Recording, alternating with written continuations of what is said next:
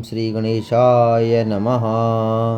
भगतजनों राधे राधे। आज हम आपको श्रावण महंतम का चौथा अध्याय श्रवण कराएंगे। कृपा कर ध्यान से सुने। श्री भगवान सदाशिव ने श्री सनत कुमार जी से कहा कि हे ब्रह्मपुत्र, अब मैं तुम्हें धारण पारण व्रत के संबंध में बतलाऊंगा। सुनो। पूर्व प्रतिपदा तिथि को पुण्यवाचन करवाने के पश्चात मेरे लिए व्रत करना चाहिए। एक दिन धारण तथा दूसरे दिन पारण करना चाहिए। धारण में उपवास तथा पारण में भोजन विदित है। व्रत करने वाले को मास की समाप्ति पर उद्यापन करना चाहिए। प्रथम श्रावण मास की समाप्ति में कीर्तन प्रणयावाचन कराकर हे वत्स आचार्य और ब्राह्मणों का वर्ण करना चाहिए। भगवान सदाशिव तथा भगवती पार्वती की सोने की प्रतिमा घट के ऊपर स्थापित करनी चाहिए और रात भर भक्ति द्वारा अर्चना करना चाहिए।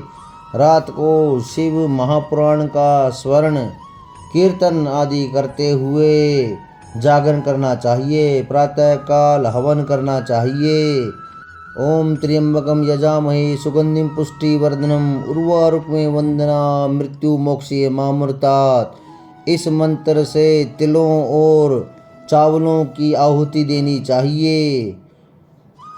षडसर ओम नमः शिवाय मंत्र से खीर की आहुति देनी चाहिए। फिर पूर्णाहुति देकर शेष कार्य समाप्त करना चाहिए। ब्रह्म भोज करवाकर आचार्य का पूजन करना चाहिए।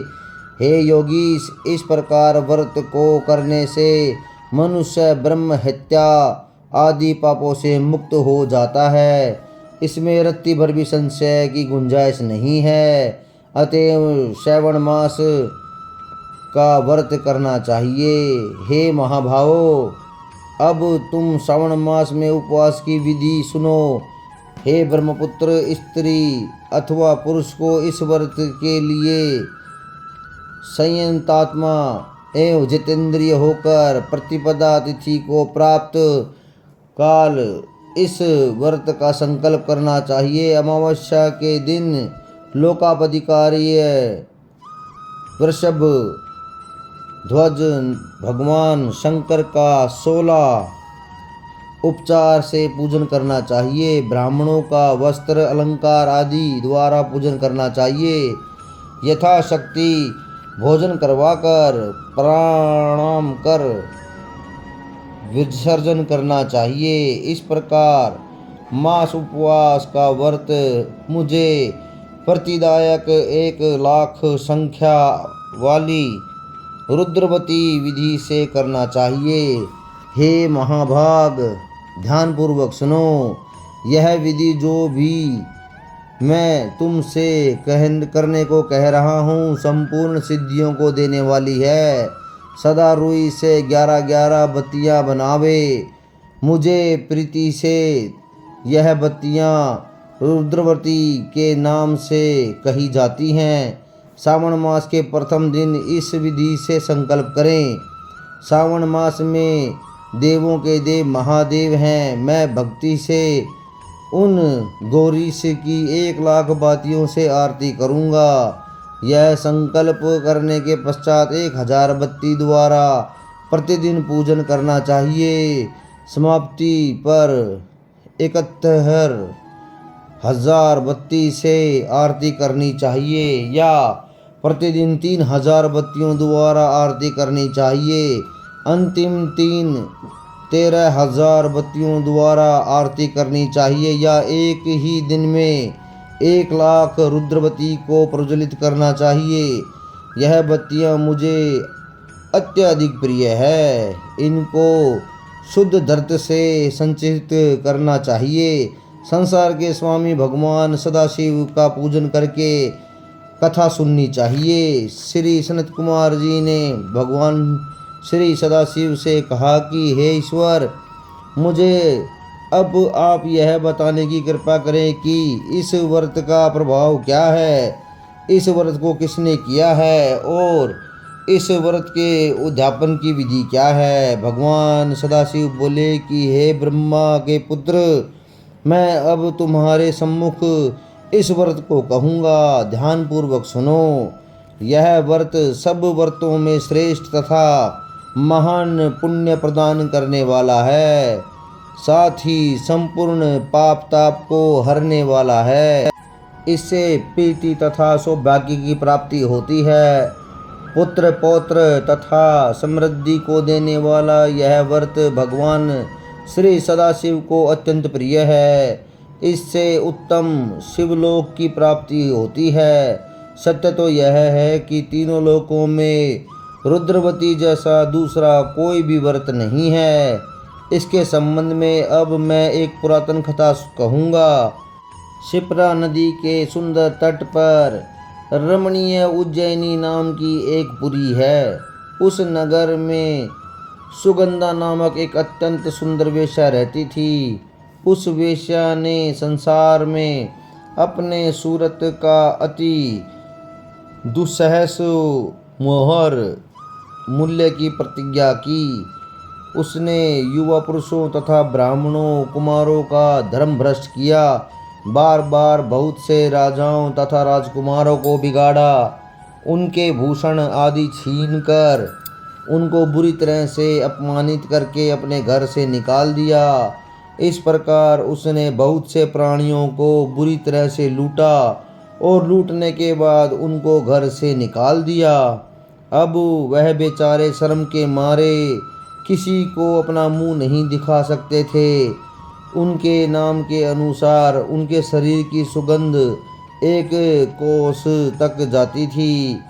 उसके रूप की चारों ओर चर्चा थी। गायन विद्या से संबंधित वह 6 राग तथा 36 रागणियों में पूर्णतः दक्ष थी।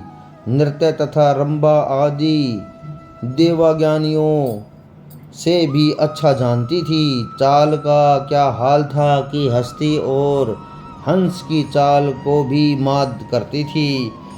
हे ब्रह्मपुत्र, एक दिन वह वेश्या शिप्रा नदी के तट पर गई और उसने कई ब्राह्मणों को भजन जप ध्यान शिवार्चन तथा विष्णु अर्चन में लीन देखा। हे योगीश, ब्राह्मण मंडल के मध्य में उसने महर्षि वशिष्ठ को ध्यान से संकलन देखा।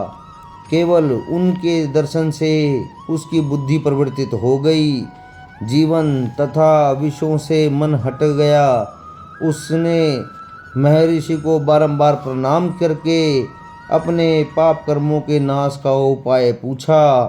हे विपेंद्र, आप मुझे इन पापों के नाश का उपाय बतलाइए। भगवान सदाशिव ने श्री संत कुमार से कहा। महर्षि वशिष्ठ ने उस वेश्या की बात सुनकर उससे कहा, तुम मेरी बात ध्यानपूर्वक सुनो। मैं अब तुम्हारे सम्मुख उस उपाय को कहूँगा जिससे कि तुम्हारे समस्त पापों का नाश हो सकता है। हे भद्रे, तुम त्रिलोक्य प्रसिद्ध वाराणसी में जाकर दुर्लभ रूपवर्ती नामक व्रत करो। वह व्रत महान पुण्य देने वाला तथा शिव की भक्ति में मन को लगाने वाला है। हे भद्रे, इस व्रत के करने से ही तुम्हारी उत्तम गति हो सकती है। भगवान सदाशिव ने श्री सनत कुमार से कहा। महर्षि वशिष्ठ के वचन सुनकर सुगंधा अपना खजाना, नौकर चाकर तथा मित्रों को लेकर काशीपुरी में पहुंची और उसने महर्षि की आदेशानुसार व्रत को किया। बस फिर क्या था, वह वेश्या पंच भौतिक शरीर को त्याग कर भगवान शंकर के शरीर में लय हो गई।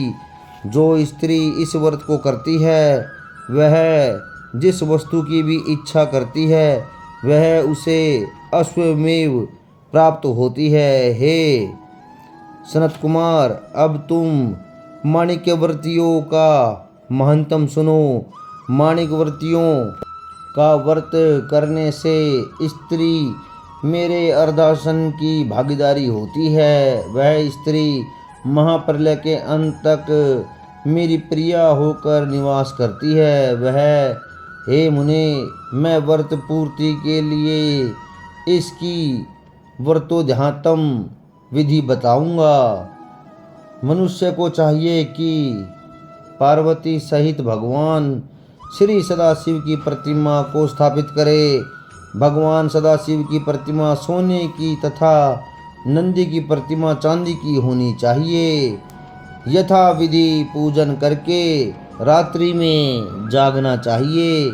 प्रातःकाल नदी में स्नान करना चाहिए। भक्ति द्वारा आचार्य का वर्ण करना चाहिए।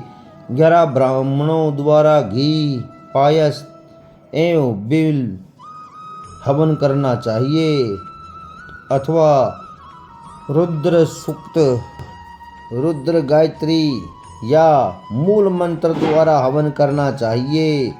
पूर्णाहुति कर आचार्य आदि की पूजा करके 11 सप्तनिक श्रेष्ठ ब्राह्मणों को भोजन कराना चाहिए। इस प्रकार जो भी स्त्री व्रत करती है वह संपूर्ण पापों से मुक्त हो जाती है। यथा विधि कथा सुनकर स्थापित सामग्री, घट, प्रतिमा आदि आचार्य को समर्पित करनी चाहिए। जो ऐसा करता है उसे 1000 अश्वमेघ यज्ञ के फल की प्राप्ति होती है। श्रावण मास का यह चौथा अध्याय समाप्त।